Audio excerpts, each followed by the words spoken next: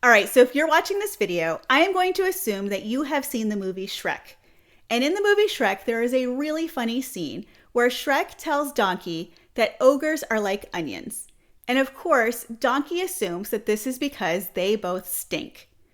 But Ogre corrects him and tells him no, it's because onions have layers. Onions have layers, and ogres have layers. And guess what? Humans are also like ogres. We have layers. We are complex. We have all these layers to our identity that make us who we are and how we experience the world. But there's something interesting about our identity being like onions. So if you think about it, the innermost layer, our core of our onion, are all those things we can't really control. They're things we're born with. They're immutable, as we say. So they're things like our race and our age.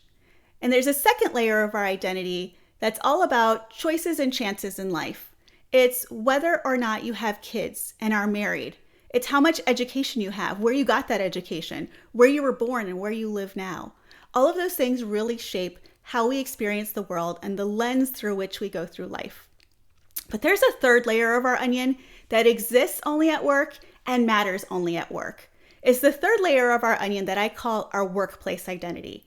And that workplace identity is comprised of things like what department you're in, whether or not you're a manager, whether you're hourly or salaried, how much tenure you have in the company, what level of the hierarchy you are.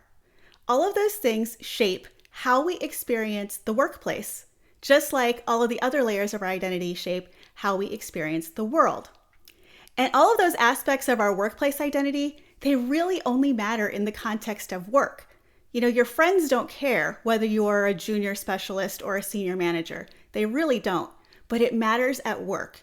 And it matters because all of those aspects of our identity, the workplace identity, really shape a lot of things about how we experience work.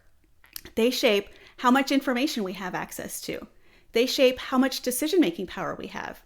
They shape how many opportunities we may get. Because if you think about it, two people can work for the same company and have really different experiences, right? Someone who works in the front line in a plant is going to have a very different experience than someone who is a senior leader in a corporate office. But the good news is that we don't have to let that workplace identity totally define us. We don't have to let those proverbial boxes be permanent for us. We can think about how we can close those gaps so that we can still be more informed and get more decision-making power. Some of those boxes we're not going to be able to move from. They're defined for us by the organization. But some of them we can control, right? How great is it to move from the box of a junior specialist to a senior specialist? It might change completely how you experience work, plus your paycheck. But I want you to think about what are those things about your workplace identity that really define how you experience work? And how can you make sure that you are not letting yourself be defined by those boxes, by that identity, either in the workplace or outside of it?